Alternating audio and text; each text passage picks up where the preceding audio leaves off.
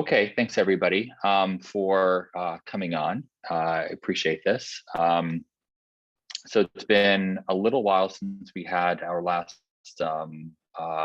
either group stateless call or kind of a topic call. I think Piper and Co have been pretty busy working on the front on the state transaction network and client, and we may do a topic call that's a little more focused on that side. But the impetus for this call was one, we realized it had been a little over a month. And then the second one, I don't know if Ansgar is going to want to chat a little bit as well, because I think he had a few conversations. But the main impetus is Vitalik has been thinking about and putting forward a clearer set of thoughts around the state expiry protocol, and we thought it would be helpful for everybody if he would be able to get a chance to go through it and have a discussion, and then see if that would spark a bit more of game plan around that aspect of development, so people are aware of it and think about who would want to be working on that side as well. So this call, I think we'll have enough time to talk about that topic pretty well. So it's going to be focused more on Vitalik's memo. So I'm going to hand it over to him. For people who are just joining, here is the kind of meta, more recent agenda of the last couple of meetings that we've had, and it's got links in there to some of the recent documents that Vitalik has produced. So please take a look through those and open that up. I don't know if Vitalik wants to share as well, but in any case, you can look through that too. All right, thanks, Vitalik. You got the floor. Okay, excellent, thank you. Is everyone seeing my browser share, by the way?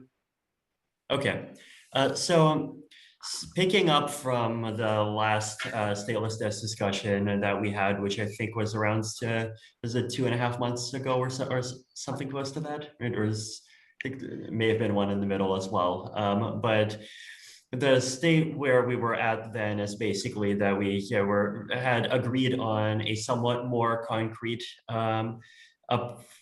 approach for how we would approach statelessness and state expiry. So I had made a document where I made 3 proposals. One was to do just statelessness, one was to do just state expiry, and proposal 3 was to do statelessness and state expiry at the same time. And we had a call, and option 3 ended up being the favorite, I think, because enough people just in the core dev group and among other people just wanted state expiry to exist regardless of whether or not statelessness happened, and there is enough demand for statelessness to exist regardless of whether or not state expiry happens.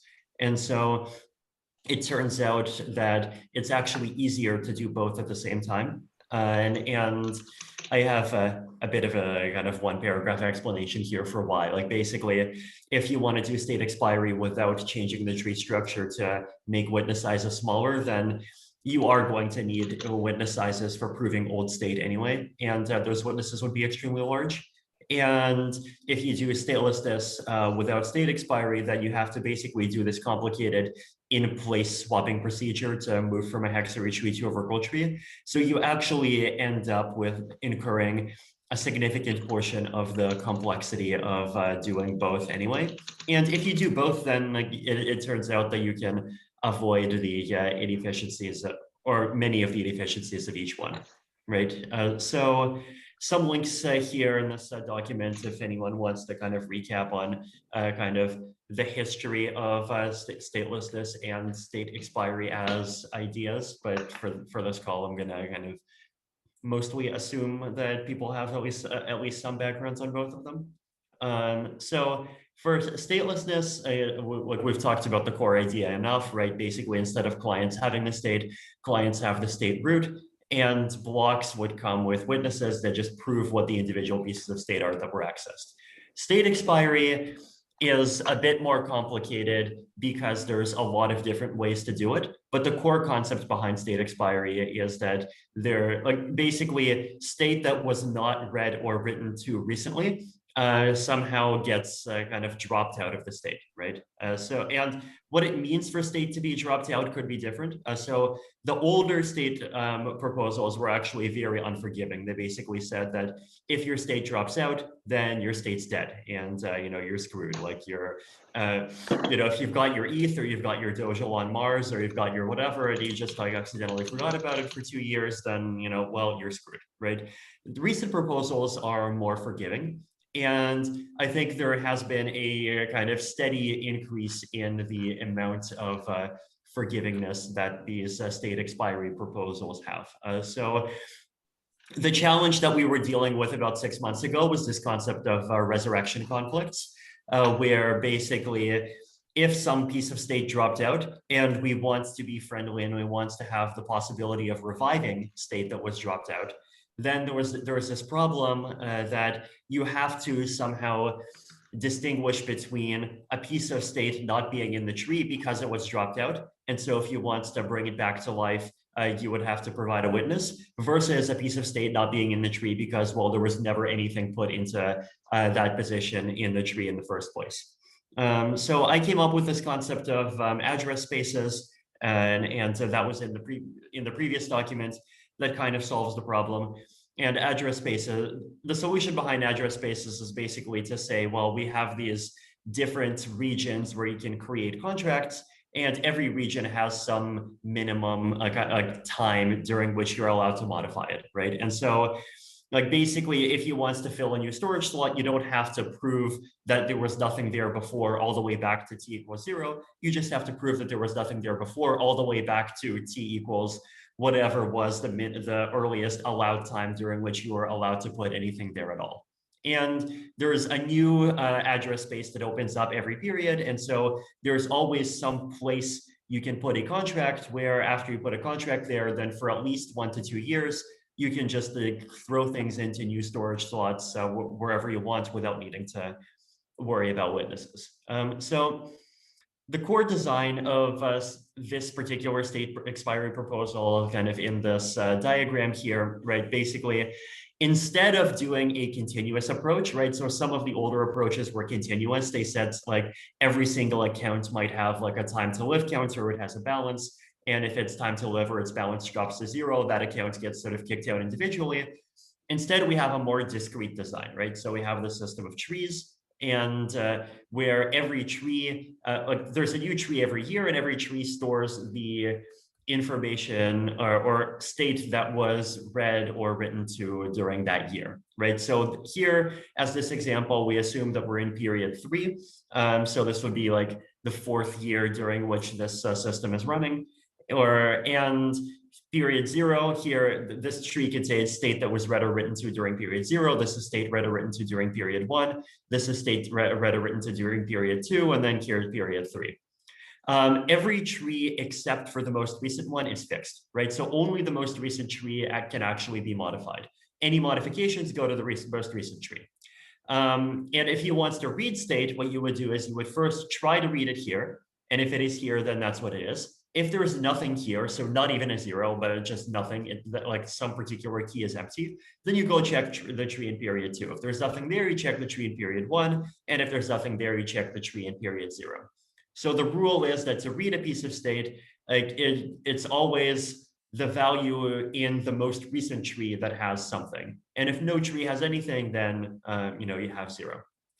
So the idea would be that state that gets frequently accessed and frequently modified would just always stay within the most recent couple of trees, but then older state that gets modified very infrequently and even accessed very infrequently would fall behind. Clients only have to store the most recent 2 trees, right? So if you as a transaction sender wants to provide anything that's in the older trees, then you personally have to provide a witness, right? So if you want to provide some state that was last modified in period 0, then you have to provide a witness for period 0, then a witness that there was nothing there in period 1, a witness that there was nothing there, and then if there's more periods in between here, you'd have to provide a witness that there was nothing there in any of those. And then you don't have to provide witnesses for the most recent 2 trees because the most recent 2 trees are the trees that regular clients store. So this was the idea, right? And this is what we had 2 months ago.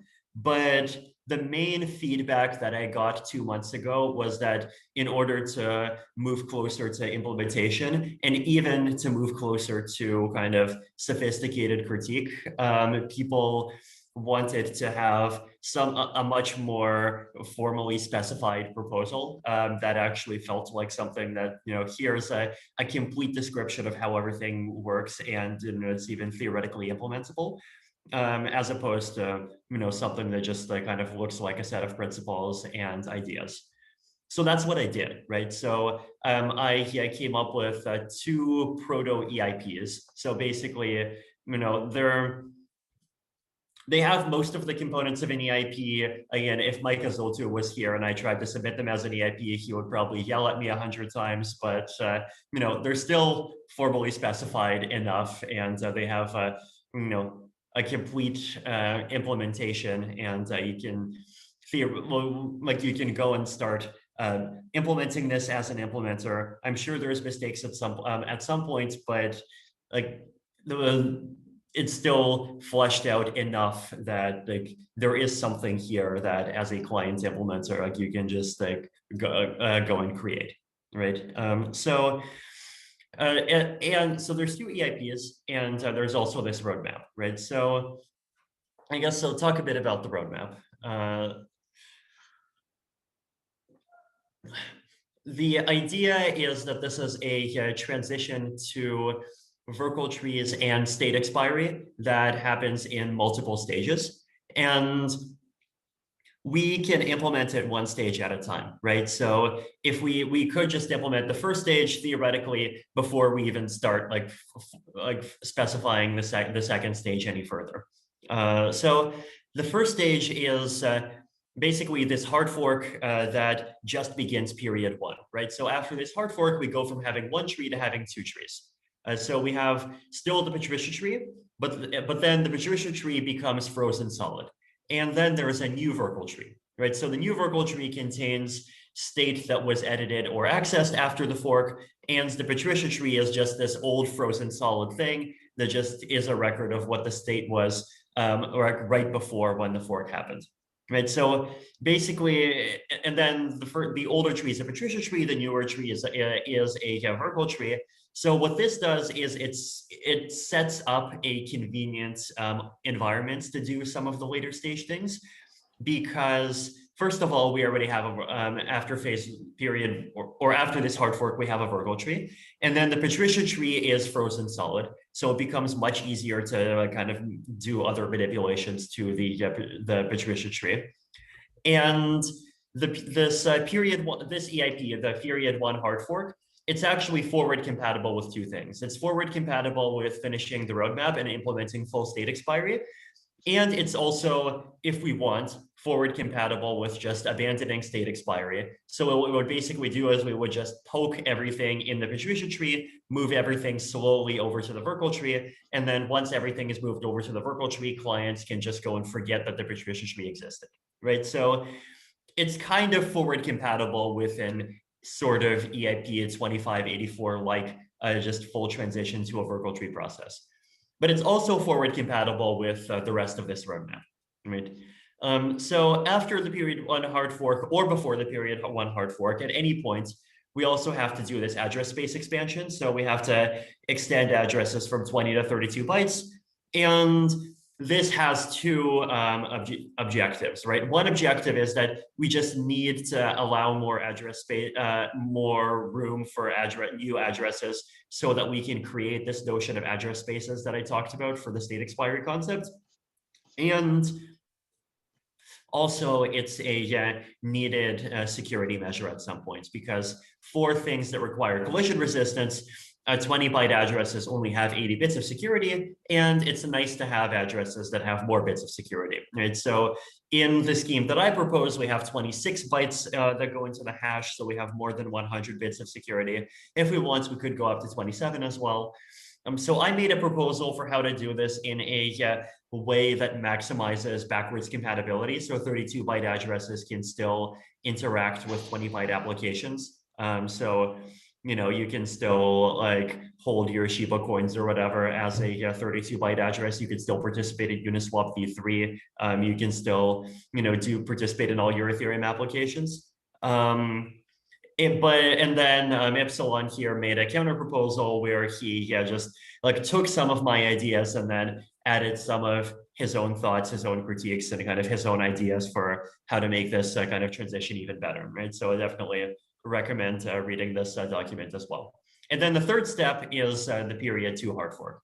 So the period 2 hard fork basically just is a hard fork that begins period 2. And it also kind of schedules all the future periods. Now, because the period after the period 1 hard fork, the Hexary Patricia tree is frozen in place. And because after period 2, you only actually, clients no longer need to store the period 0 tree, they need to store the period 0 root. We do this clever thing where at the transition boundary, we replace the period 0 Hexary Patricia tree with the root of a Verkle tree that contains the same information, right? So this is nice because you can just compute the new Verkle tree off chain, and clients and kind of users can check that it's correct off chain. And so the amount, like clients themselves do not need to have any kind of built-in transition logic, which is something that I think is really nice, right? And then the state expiry EIP, like basically it just schedules all of these kind of periods. And after a state expiry EIP is implemented, then we basically have the benefits of both Verkle trees and state expiry, and everything that we want has been turned on. So I'll probably just briefly stop here in case anyone has kind of quick questions before we start going through the Verkle tree in particular.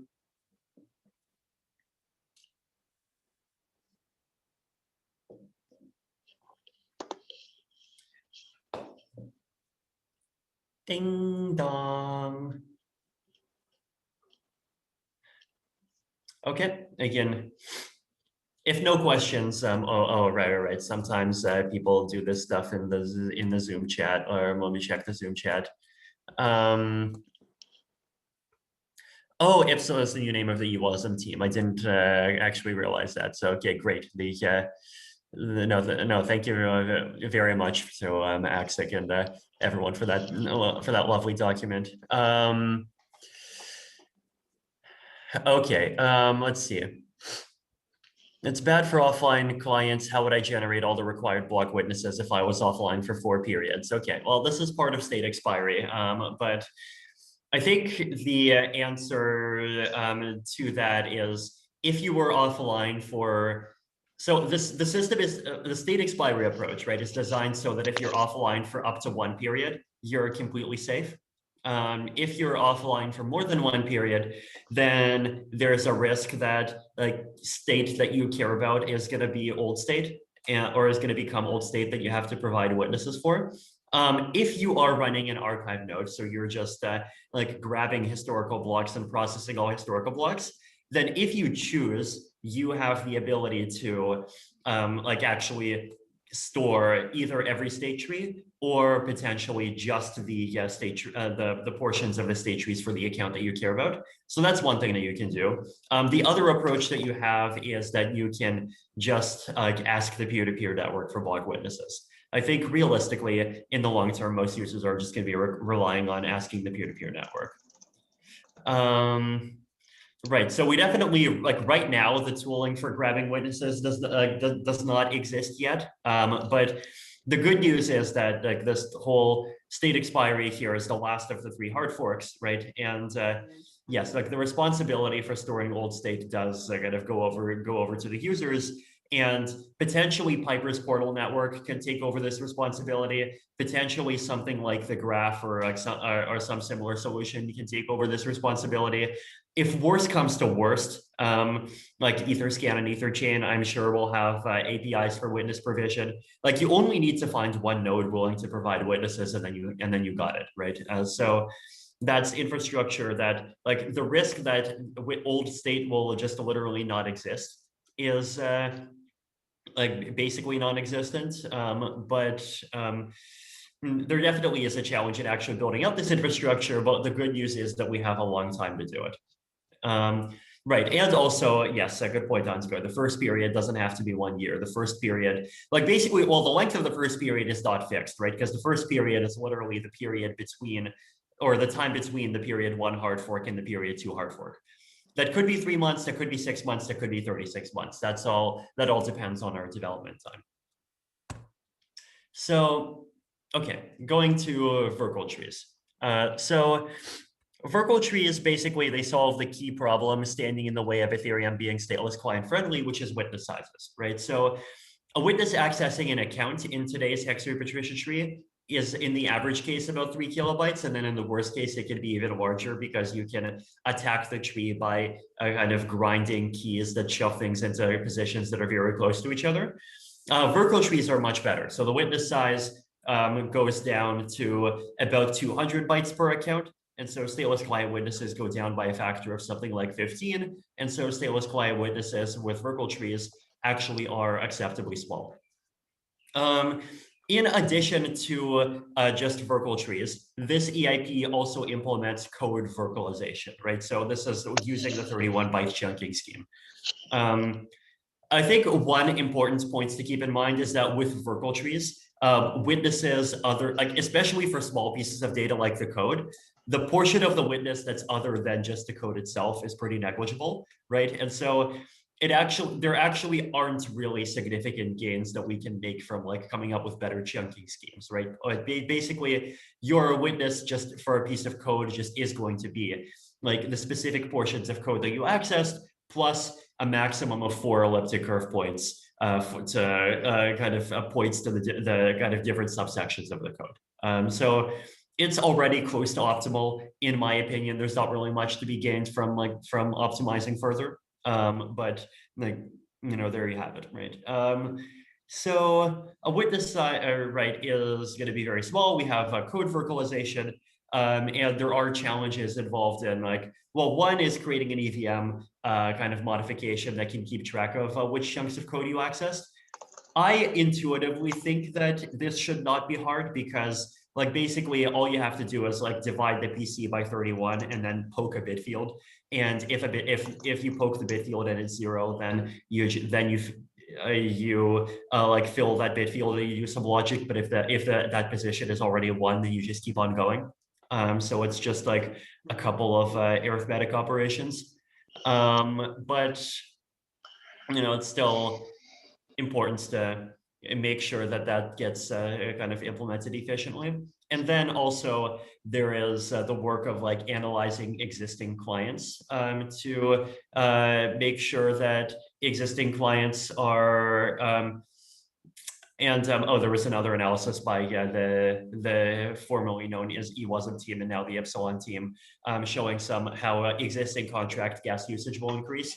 They showed an average of 10 to 20% gas usage increase if the gas cost per chunk was 350 gas. And so here the gas cost is set to 200, so it's a bit lower. But at the same time, as I'll talk about a bit, the scheme was designed so that there are some goodies that do kind of compensate for the extra cost of having to store chunks of code. So getting into the spec. So here there's just a virtual tree that's defined by essentially a function that gives you the tree root. If you have the data that you're storing, here it is, right? So, and it assumes that both keys and values are bytes 32 objects. So this is one other important piece of this virtual tree design. Basically, it's designed in this abstracted model where the state tree just is a mapping from bytes 32 to bytes 32. And every piece of state that we currently have, so block headers, code, storage, everything gets mapped to a particular bytes 32 keys in this state, right? So the reason why that gets done is basically it improves simplicity. There isn't any kind of 2-layer structure. There isn't special case code. It improves things from a database point of view. It improves it also improves efficiency. It reduces the risk of like tree attacks that make branches really long. So there's like, and it also there's a simplicity gain because it makes it easier to upgrade to different tree designs or state tree designs in the future, right? Because all that we need to tell them is that, hey, you're implementing a key value store. So there's this vertical tree definition in the spec that just basically computes a main tree root given a piece of data. One important property of this design is that in the current hex patricia tree, we're pretty clear that storing 0 in some position is the same thing as that position being empty. The vertical tree changes that, right? And the vertical tree being 0 is different from being empty. So that's the vertical tree design. Guillaume and Kev have been quietly doing some excellent work recently on actually implementing a vertical tree and making sure that everything around the implementation is efficient, that it can actually generate proofs for 10,000 keys in a reasonable amount of time, that it can update for 10,000 writes in a reasonable amount of time. I picked the number 10,000 because that's like roughly the number of like random accesses that you can have in a block if that block has 25 million gas. So kind of assuming people kind of even demand some gas increases over and above what we have today. And we have like a DOS attack on top of that, just to make sure that clients can still handle it. So here I define the tree embedding scheme. So the tree embedding scheme is basically a scheme that says for any particular state object, so it could be a piece of code, could be a storage key, could be an account nonce, we're going to map it to a particular 32-byte key. So this, for convenience, this all uses address 32 objects. But if we don't have the address extension yet, then like basically we can just pretend existing addresses are address 32s. They just have 12 0 bytes kind of attached to the front of them. So here's an example of how header positions get converted into tree keys. So first of all, the tree key, right? Basically, you take an address, a tree index, and a sub index, and then you just hash together the address and the tree index, and you add the sub index as an independent byte at the end, right? So a sub index has to be from 0 to 255, and the sub index just does get added as a byte to the end. So the reason why this gets done is that this allows us to have at least some pieces of information kind of be adjacent to each other in the tree. And this gives us the benefit that it allows us to reduce witness sizes for the account header. It allows us to reduce witness sizes for adjacent chunks of code. And it also allows us to reduce witness sizes for adjacent chunks of storage, which is a benefit that we actually don't have at all today, right? But so it's a sort of a nice convenience to have. But aside from that, right, the address and the tree keys just kind of get hashed together. And like some of this is what happens already today, right? Today, to convert from an address to a tree key, you have to hash it. But here we're putting the address and the tree index. And so what happens is actually that there is no longer this thing where all of the storage and all the code of an account is under one roof, right? You can like different portions of the storage and even different portions of the code of an account could be located at very different positions in the tree. And this is like there are some genuine disadvantages to this, but there's also some big advantages, right? One big advantage is that it ensures that the tree is very uniform. Like basically it ensures that like the storage in the tree is very evenly distributed, and you're not going to have a situation where like there's one object in the tree where, well, actually that object is a really important ERC20 contract, and under that object, there's like 3% of the state just like hiding there, and it looks like a really tiny piece of the tree. And so this is like useful for things like the portal network, for example, because it makes it easier to just say like, hey, you're responsible for location 0x135 in the tree. And then whoever gets location 0x135 is going to be pretty confident that they actually have something close to 1/4096 of the entire state. Right, so everything gets mapped to tree keys. And tree keys have this property that if you have positions that have the same address and the same tree index, but they have different sub-indexes, then they are going to be beside each other. But at most, 256 things can be beside each other. 256 is also the width of the Merkle tree. So that just makes it easier from an implementer's perspective, right? Like you don't have one kind of commitment, you don't have a tree inside a tree. It's just like a tree that has this special case property where you just always have this extra node at the end. Right, so we have a version field. Versions don't exist now, but we're just going to add them here because, well, forward compatibility is nice. Why not? We have a field for the balance. The keys are like 0, 1, 2, 3, 4. We have a field for the nonce. And then over here, a backwards compatibility field for storing the ext code hash.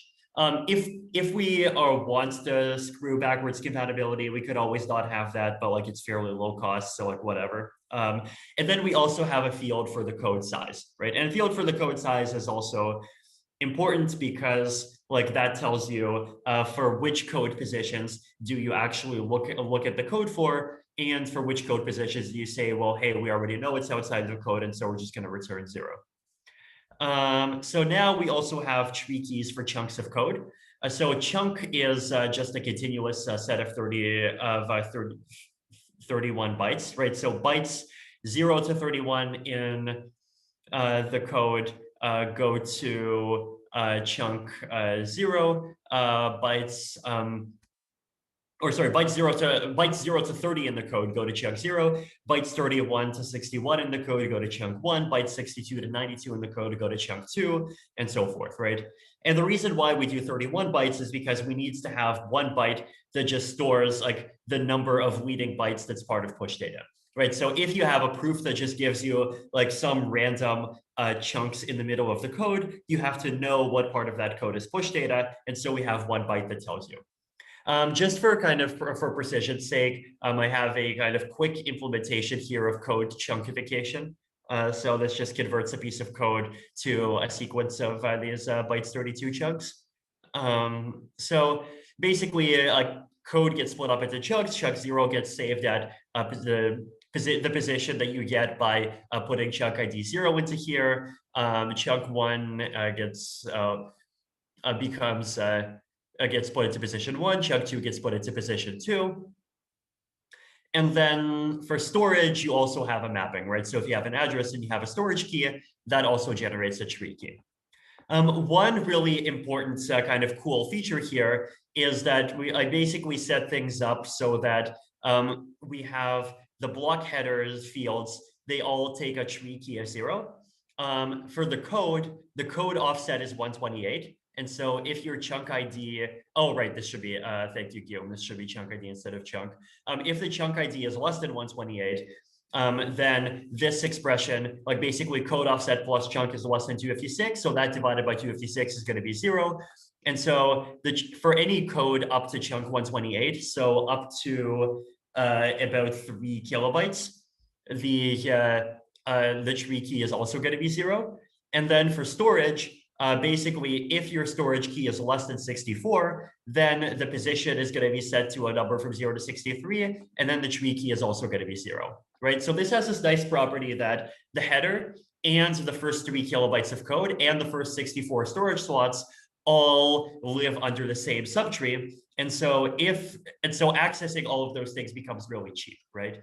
Like, so for example, like I looked at the Uniswap code and they have about 9 storage variables that are basically like just simple storage variables. Like they're just like single values, and Solidity compiles those into like position 0, position 1, position 2, position 3. And so all of those are going to live in basically the same place as the header. And then if, say, you have a smart contract wallet and you manage to fit everything under 3 kilobytes, then that's also going to be in the same position as or all your code is going to be in the same position, right? So if you have a small smart contract wallet, you basically doing everything would just require accessing this one kind of subcommitment in the state, which is really efficient. And if you have something like Uniswap, then like if you just need to access a small fixed number of variables, then those are also going to be like within one object that's basically stored beside the header, right? So there's you still get a lot of opportunities for some nice efficiencies here. Now, one thing that we are going to do actually is we're also going to change the gas schedule to take advantage of these efficiencies, right? So the gas schedule basically says there's a cost of 1900 for accessing a new like branch, and then there's a cost of 200 for accessing a new chunk. So if you access a bunch of chunks that are beside each other in the same subcommitment at the bottom of the tree, you have to pay 1900 for the first one, but then you only have to pay 200 for every subsequent one, which is really nice because if you're Uniswap and you have to access, like, say, 3 to 5 storage variables that are like right in very close to the beginning, today you would have to pay like 2100 times 5, but here you would have to pay like 1900 plus 200 times 5, and so like that's just immediately a savings of 7,000 gas. And that's something that can easily compensate for the increased gas costs that you have to pay because you have to pay for accessing chunks of code. And then if you're a smart contract wallet and you have less than 64 slots and less than 3 kilobytes of code, then you just have to pay 1900 once and you have to pay 200 a few times. If you're a delegate call forwarder, then you also only have to pay 1900 once instead of paying a cost of that size twice, which is what you have to do today. So some benefits here for users as well. Right, so we have mappings from header values to tree keys, from code chunks to tree keys, for storage values to tree keys. A quick description of the fork, it's pretty simple. Basically, instead of having one state, we have 2 states, and the Patricia tree becomes immobile or immutable, and the Verkle tree stores all updates to state. And it also stores state that was accessed after the fork, right? So if state gets accessed, even without being modified after the fork, then it also gets saved into the Verkle tree. And then to read state, you first try to read the Verkle tree, and it's only if there's an empty, like there's nothing at some particular position, then you try to read the Patricia tree. So in order to strictly define when we copy state over and how we charge gas, we have this concept of access events. So an access event just formalizes when a particular position in the tree actually gets accessed. So like we say that if the address is the target of a call, then you access its version, you access its code size. Only if the call is value bearing do you actually have to bother accessing the balance. When a contract is created, you access everything. If the balance opcode is called, then you access the balance. If the self-destruct opcode is called, so as part of this EIP, also it includes like neutering self-destruct, so it doesn't do anything except like transferring all the value, and so we access the balance of both accounts. The ext code hash opcode accesses the key, the ext code hash key. Access an SO and an STOR, they make an access event for that storage position. And then for code, you have this access event for a code chunk, and we have like an attempt at specifying when particular code chunks get accessed, right? And then same thing for transactions, right? So we have this a kind of fairly precise specification of, well, it should be 100% precise specification of like at what particular times do we count particular pieces of the state as being accessed. And this is really important also for state expiry, because when a piece of state is accessed, that's not just an act of reading, right? When state is accessed, we also have to save it in the most recent tree, which is something that we do here. And then we also have, as I mentioned, witness gas costs. So we charge 1900 every time a new address and subkey pair, or I guess address and tree key pair is accessed, and then 200 for every new leaf key. And that kind of reflects how accessing a new address and subkey kind of takes you to is basically a random access in the tree, and you have to prove an entire branch. But then for a leaf key, you just have to prove the 32 bytes, and so the cost is much lower, and we'll only charge 200 gas for it. Also, self-destruct opcode is renamed to send all. It doesn't do any destructing, and all refunds are removed. Right. So basically, this this EIP as a whole, it kind of implements all of the logic in transitioning to a Verkle tree. It also does some gas reforms, and it also implements this concept of access events. and it does it in a way that is minimally disruptive to the existing system, right? It's minimally disruptive because it does not require swapping any tree in place. It just requires creating a new tree from scratch and just like slowly growing that tree over time. So that makes the code easier to write. And after you have this, then we basically have this kind of well, we have a very clear path toward implementing state expiry. And if we want, we also have a very clear path toward just moving toward a single vertical tree if that's what we end up wanting. Backwards compatibility issues. So this includes self-destruct tutoring. If we decide that we really want to keep self-destruct in its current functionality, there is a way to do that. Like basically, we would just have to include a counter, like number of times self-destructed in the state of an account. And then we would have to like basically say like store code and storage in different positions depending on like what the offset is. But that's like, I don't know, like to me, that's not very nice. And I personally prefer just like saying, you know, screw it, we're going to neuter self-destruct. But you know, this is something that we can discuss as well. But I think the vertical tree implementation is probably the best decision points we'll ever have for this question. Gas cost for code chunk access is going to make some applications less economically viable, but as I mentioned, at the same time, like there are also benefits from the new gas cost schedule, like costs for accessing adjacent storage slots decrease, and costs for accessing early storage slots going down all the way to 200. So there's advantages as well. So like that's basically the vertical tree EIP. If feel free to kind of, I guess, look at it, and would definitely appreciate any comments. Okay, let's see if there's more. Okay, there's lots of vigorous discussion, and this is excellent. Okay. Delegate call style smart contract decomposition becomes potentially viable while still being gas efficient. Yes, a very important point from Piper, because another thing that happens here, right, is that, well, first of all, as I mentioned, a delegate call forwarder would only have a single branch access of overhead instead of today where you have like an account access and a storage access of overhead.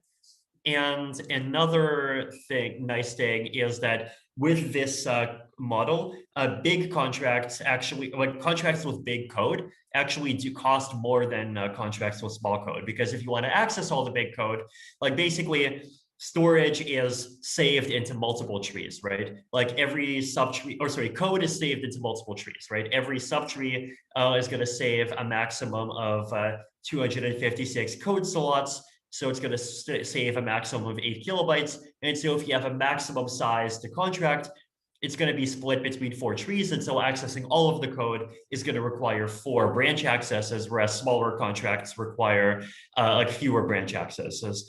And so like today, there is this problem where we have a de facto penalty for having, for using libraries and using delegate calling and being modular, because you have to like go and pay the fixed cost of a call multiple times. But here, like basically you pay that cost anyway, right? Like if you're accessing a lot of code, then you're jumping around in like multiple subtrees that you're paying a lot anyway. And so if you have a delegate call forwarder, or even if you just call a library, then like that, you still have to pay, but like it's more balanced, right? You have to pay, like you would still have to pay if you just access your own code, if your code is too big anyway. Okay, bad news is that current proxy contracts do not work with this. Unfortunately, no, right? So one important thing here, right, is that there are efficiencies, like basically there's efficiencies that contracts can gain by taking advantage of this design, but like compilers will have to be modified, right? So it's possible that existing contracts will become slightly less efficient, but new contracts will become more efficient. Okay, only basic storage variables benefit from being in the main tree, right? So like owner, well, it's right. So there's different contracts, and there are some contracts that have a lot of basic storage variables, right? So like like Uniswap, for as I mentioned, right, it has somewhere between 3 and 5 basic storage variables that just get accessed with every trade. And so Uniswap is going to be able to save like more than 5,000 gas a transaction with something like this, even as it is today. Arrays, yes, arrays, very important. Okay. So I'll just take a tea break so my mouth doesn't break from speaking for an hour straight.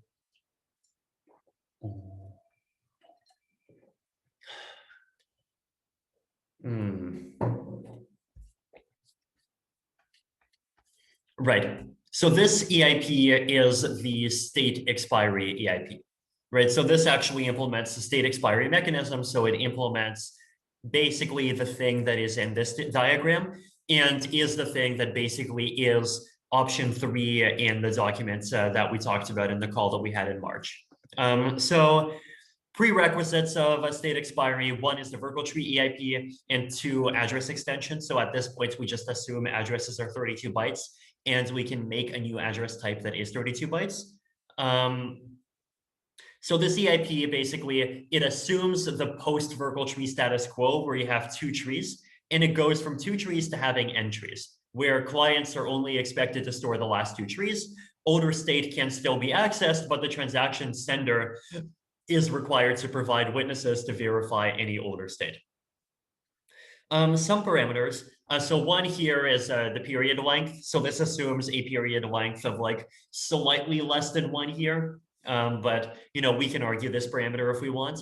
Fork block number and period 0 Virtual root, right? So as I mentioned a bit before, one of the nice properties of this design is that once the Virtual Tree EIP has been implemented, the Patricia tree is frozen solid. And so the period 0 Virtual root can just be computed offline, and it can just be hard-coded as a parameter for this EIP after the Virtual Tree EIP is already on mainnet. And so we know what and we can just locally compute what the Virtual root equivalent to the period 0 Patricia tree actually is.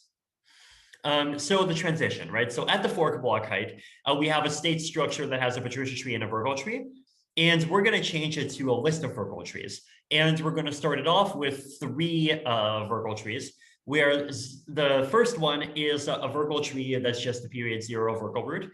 Then the first one is just the period 1 Virtual tree, and then I guess the second one is the period 1 Virtual tree, and then the third one is a new empty Virtual tree.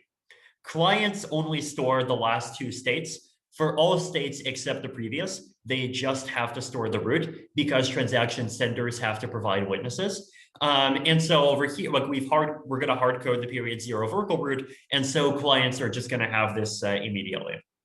And then over time, this list is going to keep on growing. So actually, I think I have the logic. Here's the logic for how it, whoa, what happened there? Here's the logic for how it grows, right? Basically, we have this function for get current state period, and that just takes the number of blocks since the fork, and it divides it by the period length, and then it adds 1 because, well, we start with period 2. Oh, actually, I think this should be +2 instead of +1. That's okay. Important thing to remember. So if the basically every time a new state period begins, we would just add on a new Virtual tree to the list. And of course, so the state period would increment by 1. And so we have the property that basically the length of the states equals the current state period plus 1, right? So the last state tree is the state tree belonging to the current state period. We have a concept of address spaces. Address spaces, basically, we introduce them by adding a new address type.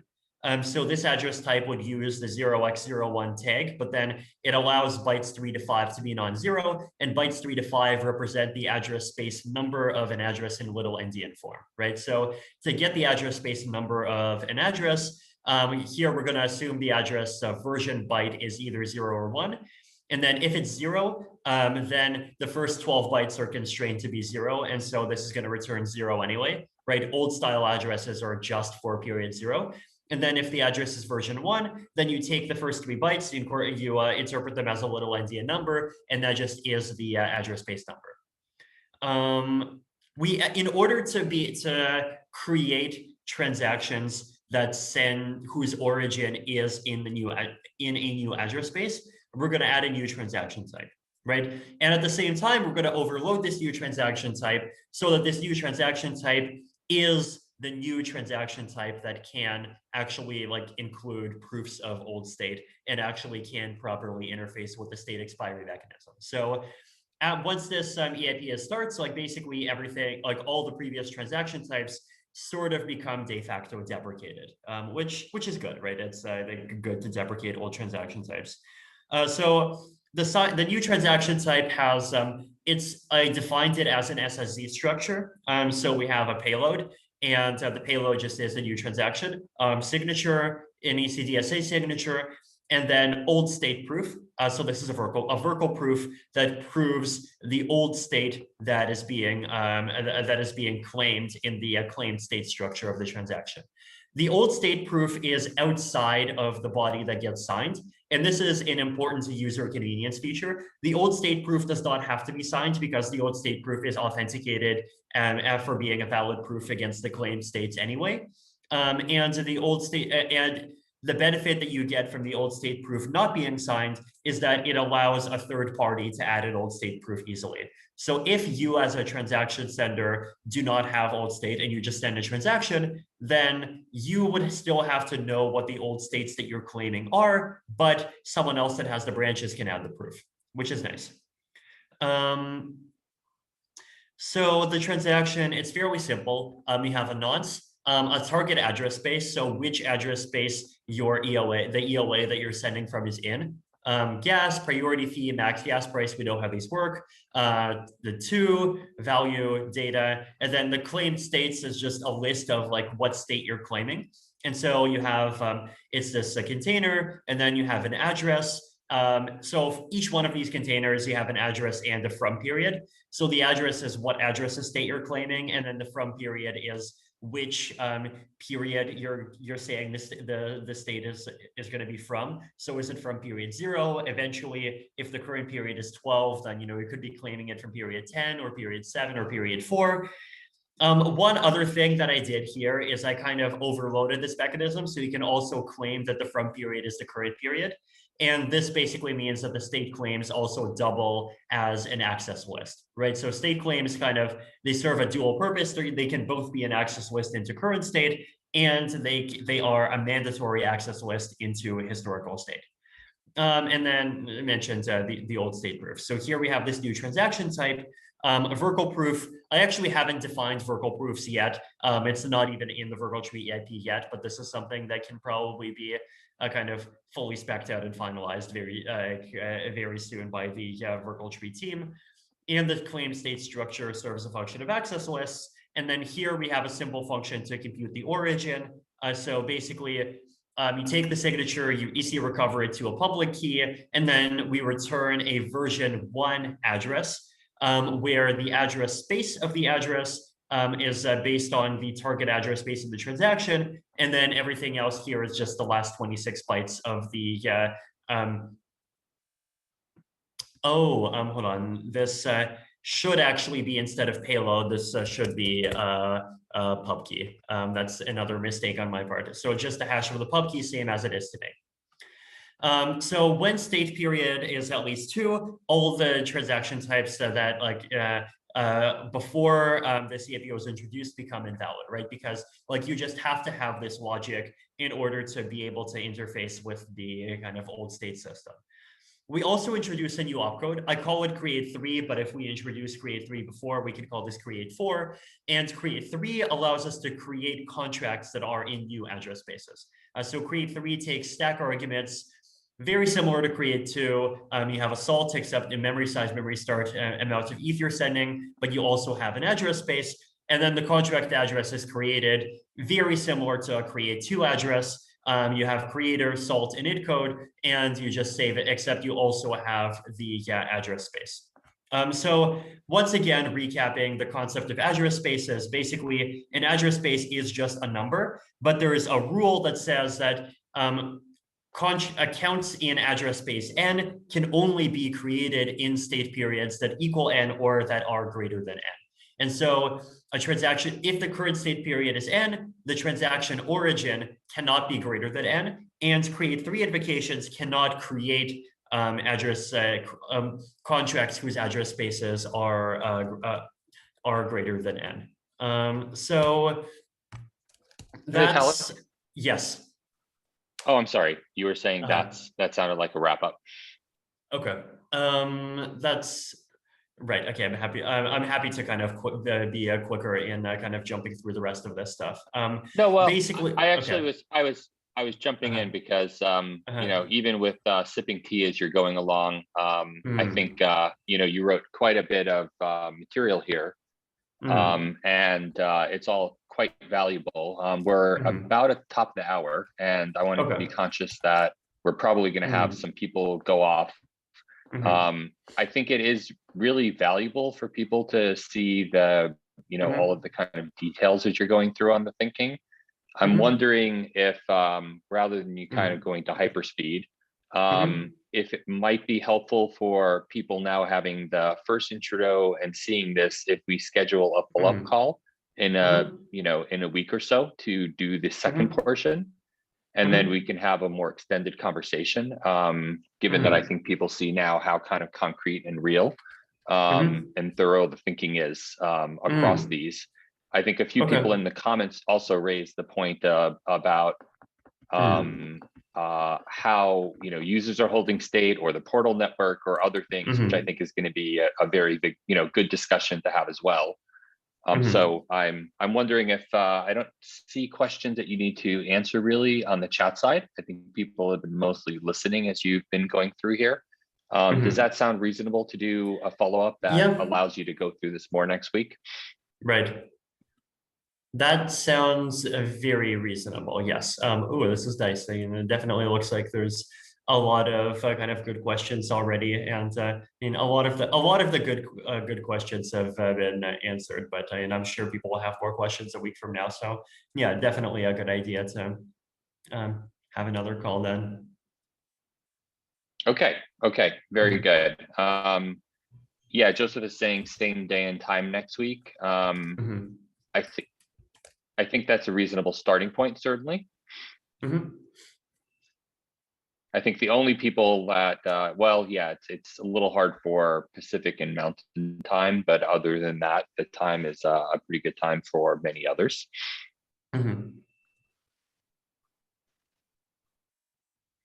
Okay, well, I think this is, I mean, you know, I'm sure you're excited every time you write something new. I think this is really exciting to see that the thought kind of crystallizing around this. And this is a very nice adjunct to all of the discussions we had earlier that Piper was leading. And a few others have been joining in about the, you know, the part of the network that actually adds state and so forth. This side is really useful to see how the protocol changes to make the state set reasonable, and then how contract writers will have to start changing their thought process and compilers. Thank you everybody for coming on for this this session. I hope it's been very helpful. And I will follow up quickly with the video for this if anybody wants to go through, because I know Vitalik kind of went through a lot of this quickly. Reading these documents a time or two and then listening may be valuable as well. And then maybe when we have the discussion next time, if people maybe want to have a little bit of mindset, I think it's wonderful to see these things written. It's absolutely essential to first have that, but then it's really good. And I'm hoping that when we have the call next week, we can also have a discussion around maybe timeframes and people thinking about where and when this might prioritize compared to a lot of the other, you know, important work that's going on for ETH1X and for ETH2 and the merge and so forth. I'm just going to say here, let me just pause for a sec if anybody else wants to jump in with thoughts or questions. before we adjourn. I saw Piper once or twice. You went off mute, but I don't know if that's relevant still. All I was gonna say is continue the conversation in the State Expiry channel. Happy to answer questions. Perfect. Talk about it there, right? Mhm. Okay. Okay, Sounds good. All right. Thank you, everybody. And we'll be talking again sooner than later. Bye-bye. Thanks. Thanks everyone. This was really Thanks, really bye. helpful.